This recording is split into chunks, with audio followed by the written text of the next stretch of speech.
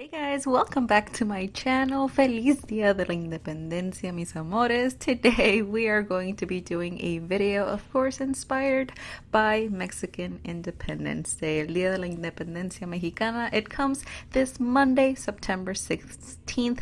I was inspired by that, and today I'm going to be showing you how to go all out. We're going to go all out with color, and I'm going to show you how you can create this look as well. But before we get started, and as always, don't forget to give this video a big old thumbs up and subscribe to my channel before you leave. I'd love to have you. And without further ado, if you want to see this Mexican Independence Day eyeshadow look, then please stay on and keep on watching.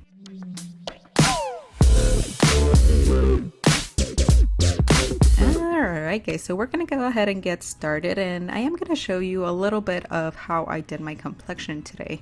And we're going to get started with a primer. I didn't do inserts as far as the complexion products because I thought that the most important things were the things that I used on the eyes today, but I still wanted to show you how I kind of prep my skin before the eyes.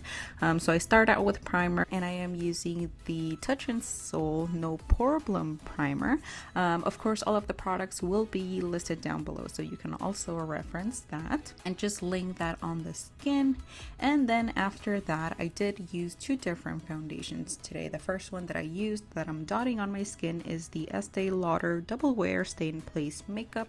This foundation is like cement. It's thick, it's full coverage, and it's gonna give us a really nice base to it. However, I was missing a little bit of luminosity to our base, so I also went in with the L'Oreal Infallible 24 Hours Fresh Wear Foundation. I am shade 435, and I mixed those two foundations together. I've been loving, obsessed with that L'Oreal foundation. It's so good.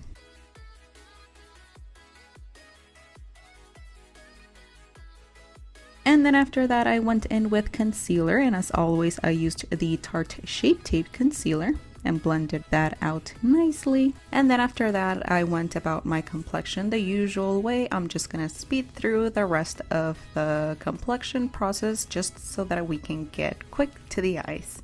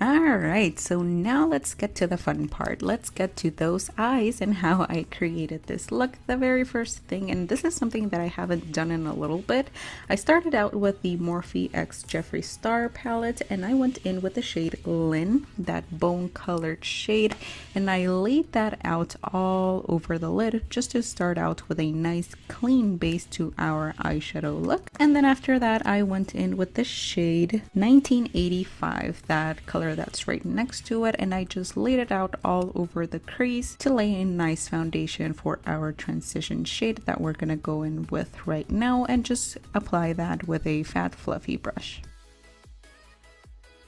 After that, I went in straight to the fun part of this look, those bold colors. So I went in with the shade Nate first and just started applying that all over the crease. And this is where I'm gonna tell you not to be afraid to really pack on that color on that crease. I remember when I first started doing these more creative looks, I was kind of like scared to pack on the color and not being able to like blend it nicely, but in order to get, that's when I learned that in order to get those like Instagram pretty eyeshadow looks, you can't be afraid of packing on that color. In the end, if you do get a little bit of fallout, you can always wipe it out.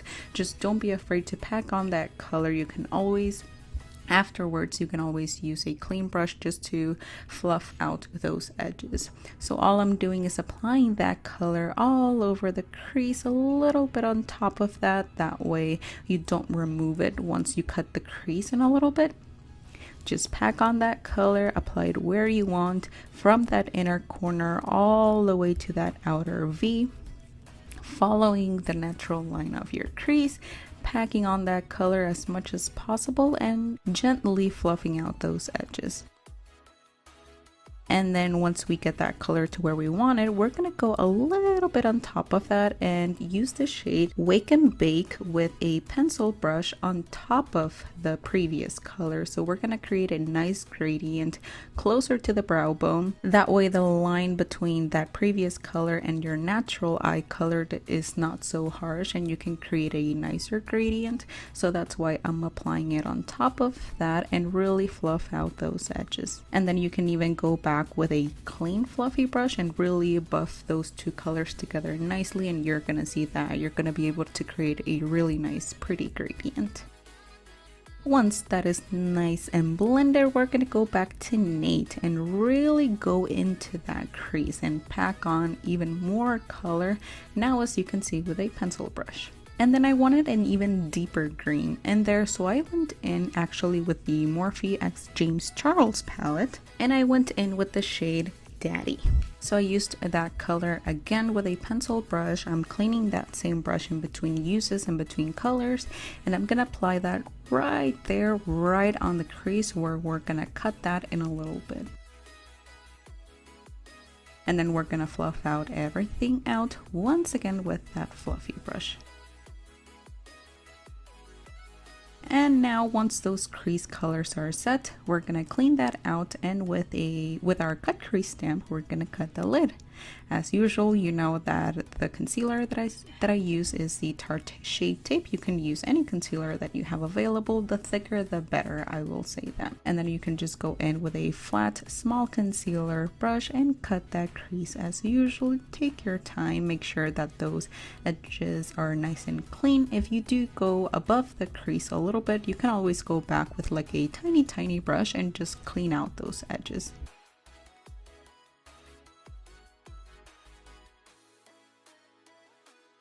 And once that is done, we're gonna go in with the white shade in the James Charles palette, and that is called Flashback. And with a dense brush, we're gonna pack that color on the lid, on the inner portion of the lid, and just layer it on to get that nice white color.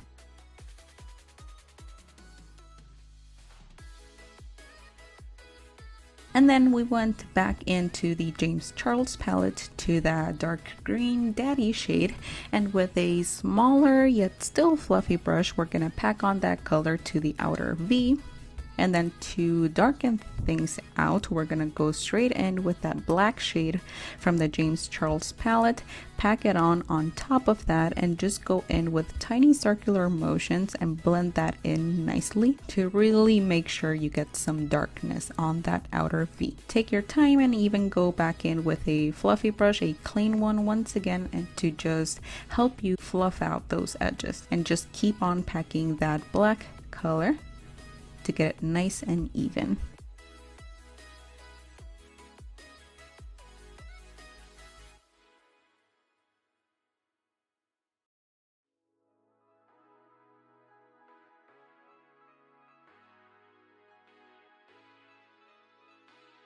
And now we're gonna move in closer from that outer V, and with that same small fluffy brush, we're gonna start packing on the color you're kidding from the James Charles palette. Any red will do. You don't have to get these palettes in order to get the shades that I'm using. As long as you have a green, a light green, a dark green, black, white, red, you'll be good to go. So we're gonna start packing on that red closer to the lid and blending it nicely with the white and the black. You just move the brush a little bit sideways, make sure those edges are nice and blended, and then if you lose a little bit of the pigment, just go back to that shade and start packing it on again. And then once you get closer to the crease, if you feel like the brush is a little bit too thick for what you're doing and you want to get a little bit more detailed, go back in with a pencil brush like this one that I'm using right now, and that's gonna let you stay underneath that crease and stay on the lid, which is what you want. And then you're gonna take that red color, and I added it a little bit to that lower lash line right in the center, just to mimic the top colors to the bottom ones.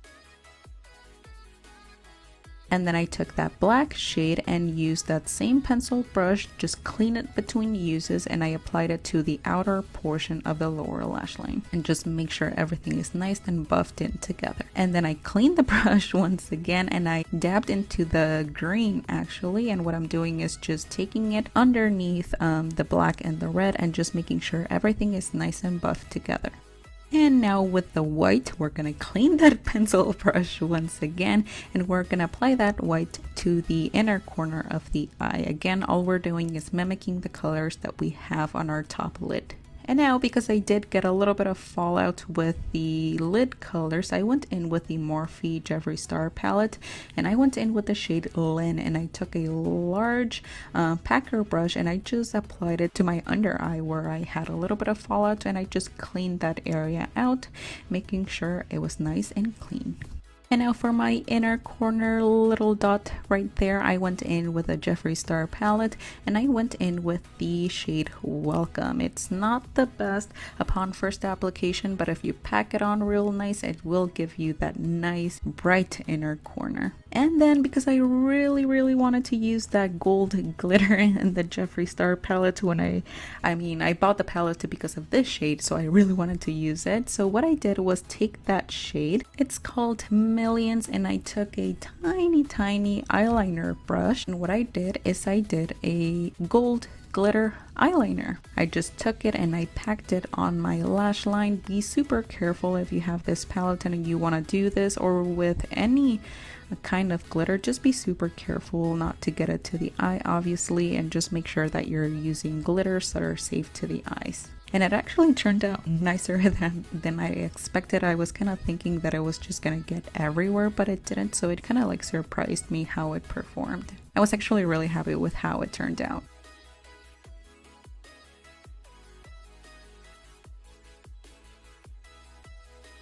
And once the glitter eyeliner was done, I went in with a little bit of white on the waterline. I applied some mascara to my lower lashes and to my top lashes as well.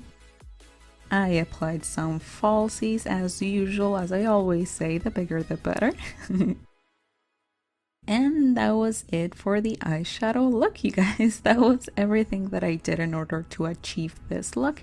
And now I'm gonna speed through how I did the other eye. I'm actually gonna do it on camera. I just always feel that it's kind of like relaxing when you see like the whole process sped through. Maybe it's just me, but I don't know. I just wanted to include it in this video. So here is how I did the other eye.